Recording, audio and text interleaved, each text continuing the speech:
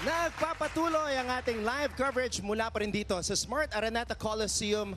At syempre, binabati namin lahat ng mga nanonood ngayon sa pamamagitan ng RPTV, PBA Rush at syempre ang ArenaPlus app. This is your X's and O's, ArenaPlus Live, sama-sama sa Arena. We are moments away from our second semifinals matchup kung saan susubukan ng Barangay Ginebra San Miguel na umabante sa finals as they are up 3-1 against the Northport Batang Pier. And before we break down this game, we would like to remind everybody to follow our social media accounts at ArenaPlus PH on X, TikTok, and Instagram. And we're also inviting everybody, lalo na yung ating mga Ka-Astig dyan, to log on to www.arenaplus.ph para suportahan ang inyong mga paboritong kupunan at manlalaro. Anton Roxas po, still working alongside one of the PBA's 40 greatest, Coach Ronnie Magsanoc, and of course, 5-time UAP champion and former PBA champion as well, Coach Nico Salva.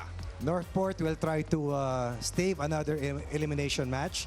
While para dito sa team, of course, ng Barangay Ginebra, they would like to duplicate what TNT was able to do earlier and set up another date with Tropang Giga en route to a possible seat in the finals. Coach Nico, end or extend? Yan na naman ang ating tanong dito sa ating pangalawang laban. Oh, meron pa. Well, talking about Ginebra, in their last game, they had their lowest scoring output. They only had 103 points. They're averaging 120 points per game in this series. What Northport did well was force them to 18 turnovers that was converted into 19 points of turnovers and 22 fast break points for Northport. They also defended Justin Brownlee well. And Japet Aguilar, both players were held under 35%. And to answer your question, I'm gonna say end. Oh! Ito na sa'yo. Nagising din si Nico. Nico also had one during the break. Coach Ronnie, Northport naman. What do they have to do para pahaybaan pa itong serye natin? Kasi yun nga, Barangay Ginebra is up 3-1. Defend as well as they can. The way they did doon sa huling laban na kung saan sa first possession, 3-point basket ni Will Navarro on the return play, a forced turnover, and a basket of a turnover.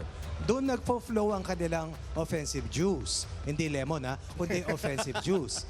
Will Navarro started out, Paulo Taha was a game changer, but of course the big three, Katim Jack and Joshua Monson, and Mr. Almost Triple-Double, Arvin Tolentino, took the other two players on their shoulders en route to scoring 100 points from the starting unit. And this was too difficult for Ginebra to defuse eventually. At ito si Arvin Tolentino, almost a triple-double, but more than that, aggression, and then urgency, and then the pace setter for the best player of the conference finally exhibited the monster numbers that he had in almost every game here in the Commissioner's Cup. And the result, they are still alive for a possible game number 6, but they have to get past game number 5. Get some juice and get to game number 6. It could be a case of too little, too late, but we shall see kung magtutuloy-tuloy ang pag-arangkada nitong si Arvin Tolentino after that resurgence of a game in game number 4. Troy Rosario, he was the player of the game para sa Barangay Ginebra in game number 1, Coach Nico, and he had another solid outing in game number 4. Solid is the correct word to describe Troy Rosario. He's been a solid contributor para dito sa Barangay Ginebra. He's gotten the trust of Coach Tim right away. And if you can see in the last game, he played 36 minutes in that game. They lost, though they lost, he scored 17 points, very efficient, 7 out of 9. Also 13 rebounds. Look at the plus-minus chart. He's had plus 42 in 4 games para dito sa Barangay Ginebra. Nakakagulat, 6 yung umabot sa double digits mula sa kupunan ni Coach Tim Cohn, but they still lost that game number 4. But if you look at the numbers of Northport, 5 of them scored in double digits, led of course by Kadim Jack, who had a monster outing with 39, Coach. Has been a consistent force offensively para dito sa Northport. Kailangan talaga nila bumalik yung tikas at yung bangis nila Arvin, nila Joshua Monson, nadagdagan pa ni Will Navarro, and of course si Paulo Taha was hardly played in the last few conferences but came out with a lot of grit and tenacity. Defensively, he was way up there. Offensively, scored in double figures, something we have rarely seen from this former College of St. Benil Blazer player. And started in that game and played a total of 29 minutes. Does Coach Bonnie Tan and Northport have more surprises dito sa game number 5? Malalaman natin yan. But we will turn it over to the panel right now as we will return at the half and our post-game segment dito sa X's and O's ArenaPlus Live presented by ArenaPlus. Once again, maraming salamat sa inyong panonood. This is our live coverage on RPTV at syempre sa PBA Rush ng PBA Commissioner's Cup Semifinals. It is game number 5 between Barangay Ginebra and Northport. And we are back mga Ka-Astig para sa halftime pahinga dito sa X's and O's, the ArenaPlus live coverage of the PBA here on the ArenaPlus app. Yes, we are back and kasama nyo pa rin kami sa pagtutok sa PBA semis dito sa ArenaPlus, hashtag sama-sama sa arena. Ayan mga Ka-Astig, patuloy lang kayong mag-like, follow, subscribe sa aming social media accounts at ArenaPlus PH. Ayan, and halftime score natin is 62-53 in favor of Barangay Medyo kinakabahan Ginebra. na ako sa mga pangyayari. Pero mahaba-haba pa naman ang ating oras. Kaya Yes. meron pa tayong time para Na huminga. mag-isip-isip kung ano nga ba ang magiging desisyon natin. But we will start the decision right now. Magkano Yeah. ba ang budget mo dyan? Parang gusto ko ulit mag-200. 200. 200,000. 200,000? Hindi, 200 lang. 200 pesos. And Okay. doon pa rin tayo sa favorite natin, favorite ko, Aha. na money line. Okay. Ayan. Kanina tayo? Okay, so Ginebra Let's go. tayo. Ayan. So dito na tayo sa Ginebra. And, And, ayan. okay. 200. Pindutin mo na 200. Ilang zero? 200,000. Okay, dalawang Okay. zero lang. Bet? And bet. Ayan, so napakadali lang mga Ka-Astig, nakalagay na na Oo, betting super successful. easy. All you So, have to do mag-aantay na lang is sila. wait and enjoy the rest of the game. Pero, nagbabalik na naman tayo para sa isa na namang special guest dito sa Ka-Astig Takeover. Yes! That means makikipagtsikahan tayong muli sa ating Ka-Astig tungkol sa ilang bagay-bagay, tungkol sa paggamit ng ArenaPlus, pati na rin tungkol sa semi-series na ito ng Barangay Ginebra San Miguel kontra sa Northport Batang Pierre. Okay, Ayan, pakilala ka naman, sir. I'm Ralph Morales. Okay. Age and your hometown. Age 40, Cubao, Quezon City. Okay. Eto, parang kanina nakausap kita, relatively new ka no, sa ArenaPlus. Pero kwento mo naman, gaano katagal ka na bang naglalaro sa ArenaPlus? Almost 1 year na. Almost 1 matagal year na pala. na. Pro na to. I'm sure Pro marami na na rin to. siyang napanalo. Okay. Marami ka na rin Secret. napakain na family members and friends mo. Humble lang. Pwede, pag maganda panalo. Ayan, so Ralph, tanong ko lang, for today's match, sinong team ang gusto mong manalo and sino rin ang favorite player mo? Siyempre, Ginebra. Ginebra. And kapag sa Ginebra ka, ano usually yung betting na tinatry mo? Meron ka bang specific na lagi mong sinusubukan sa ArenaPlus? Parlay ba yan? A money line? Usually, yung Ginebra game lines, yung money line. Okay. And minsan parlay pag maraming team naglalaro. Okay, Lalo pag kasi sa, pag eliminations. ayun, kasi medyo paldo-paldo tayo doon, no? Kapag parlay. Tama ba? Oo, Nakapaldo ka na ba sa Mas parlay? malaki ang tama. Oh, ayun. Yan. Ayun Mas naman malaki. pala. Kasi feeling ko gusto niyang nililibre yung mga Sana family all, members diba? niya eh. Or Sarap baka naman kung may maging love friend life nito. siya, di ba, Oo. pang date nila. Pwede. Ayan, so since kasama mo ang friends mo, relatives mo, I'm sure na-influence mo na rin sila na Kabanding mo ba tumaya. sila? Nagbo-bonding ba kayo through the ArenaPlus Usually, app? kasama ko mga friends. Ayun, Friends. pag nanonood, taya na rin, Arena Plus. Yun.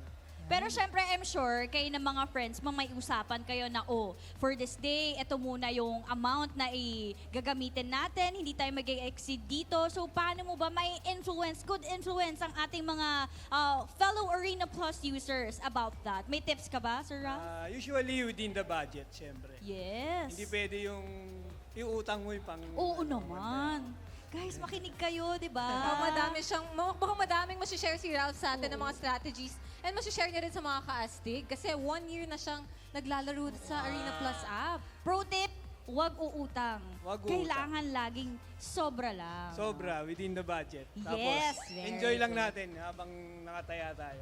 Very Ayan, good. so thank you so much. Ayan, thank you so much Ka-Astig Ralph sa pag-share ng strategies mo and also good luck. I'm sure maganda ang taya mo ngayon. Eh baka may gusto kang i-shout out? Ka-Astig Ralph, ayan, ito na yung chance mo. Shout out sa family ko, sa wife ko, nakasama ko ngayon, sa mga kaibigan ko. Ayan. Thank you. Pati...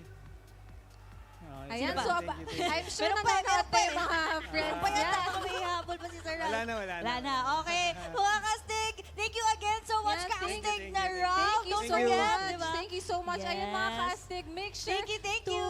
follow us on our social media accounts. Again, at ArenaPlus PH, especially on Instagram, Facebook, and on TikTok. Dahil sa ArenaPlus, #sama-sama sa Arena. And when we return, simulcast na ulit tayo on RPTV, PBA Rush, and Pilipinas Live app for the breakdown of the first half on X's and O's with Anton Roxas and Coach Ronnie Magsanoc. Sa ArenaPlus.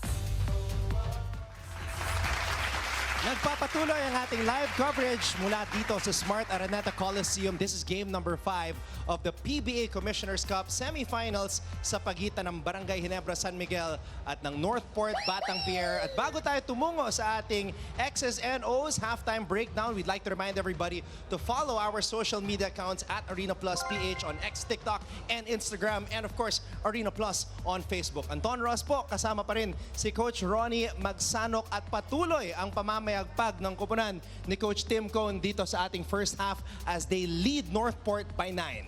Northport had a very good start in the first quarter, but eventually, RJ Abarientos made sure that execution was going to be extremely well before the quarter was done. And as a result, they were able to take the lead at the end of the first 12 minutes.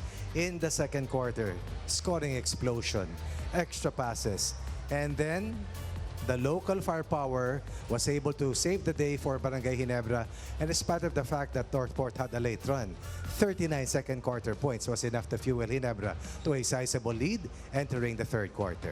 And we're going to see just a sample of the brilliance of the rising star, RJ Abarientos, as he has this two-man game, as you can see here with Japeth Aguilar. Off a pass coming from Holt, Brownlee then sets up the triangle of the ball reversal. As Troy Rosario fills up that triangle on the weak side, that is the trigger for Japeth Aguilar to flash the right elbow and execute a handoff pass. RJ Abarientos excellent in reading the defense.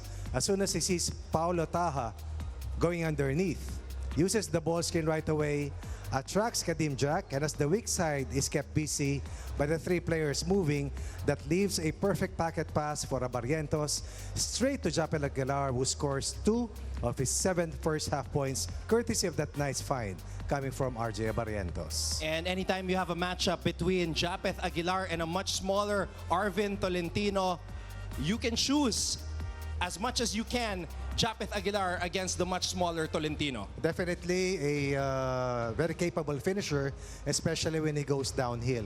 And as we take a look at what happened in that previous offensive sequence, we find Holt with that entry pass to Justin Brownlee at the wing. Cuts to the deep corner, brings the defense with him. That will be the trigger for Troy Rosario to fill the triangle spot. And as soon as Justin Brownlee reverses the basketball to RJ Abarientos, they will keep the defense busy by moving and misdirecting on a possible double screen. That's the trigger for Japeth Aguilar to go up, left elbow flash, and as soon as that ball is entered by RJ Abarientos, he will try to follow that basketball closely and reads that the defense goes under.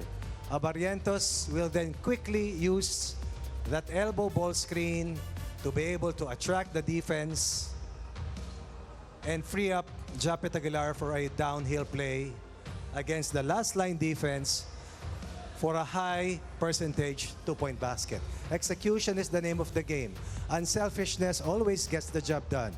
And a special player, RJ Abarientos, definitely a big plus for the Barangay Ginebra Gin Kings, and he's coming off the bench. Grabe yung tiwala na binibigay ni Coach Tim Cohn dito kay Ron J. Abarrientos, making him the main decision maker here as he finds Jampeth Aguilar on that pocket pass for the finish at the rim.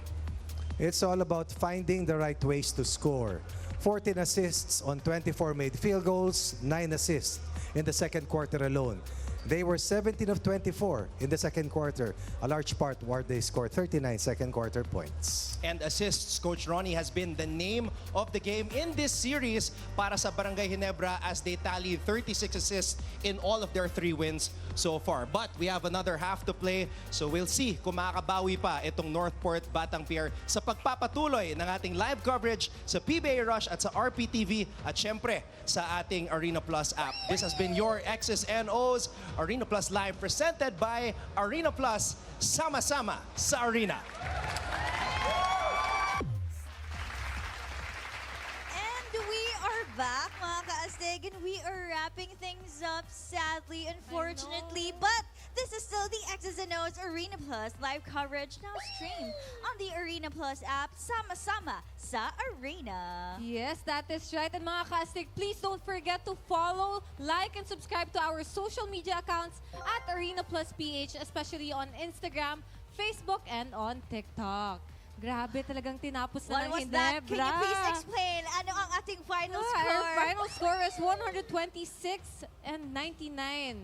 Siyempre, ang winner natin for tonight is Barangay Ginebra San Miguel. Barangay, yes. Grabe. Pero, on the flip side, I think nanalo tayo. Nanalo tayo ng 30. Let's see. 32 pesos! Finally! So happy for us! Finally, But of course, nanalo tayo. Ayan, so tumaya kami ng 200 and nanalo kami we ng are 32 richer by pesos. 32 pesos. Tandaan niyo tong At araw least, na diba? to. Nanalo Yes, tayo I'm so finally. happy.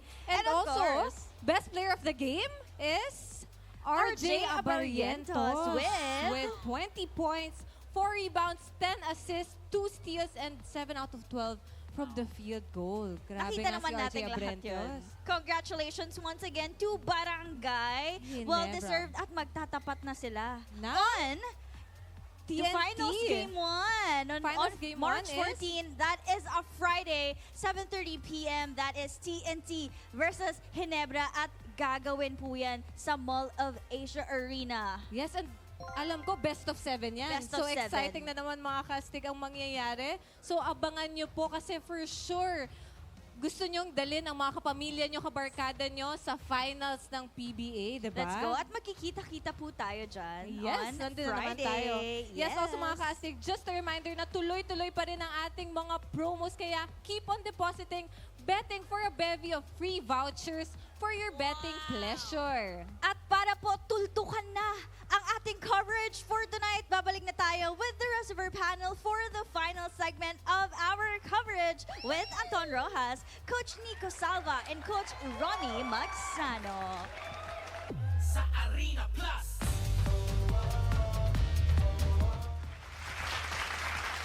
Tinapos na ng Barangay Ginebra San Miguel ang serye sa pamamagitan ng isang 126-99 win kontra sa Northport Batang Pier dito sa game number 5 ng PBA Commissioner's Cup semifinals. Muli, ako po si Anton Roxas. Maraming salamat sa lahat ng mga nanatiling nakatutok dito sa PBA Rush, sa RPTV at syempre sa lahat ng ating mga Ka-Astig dyan na nanonood lagi sa ArenaPlus app.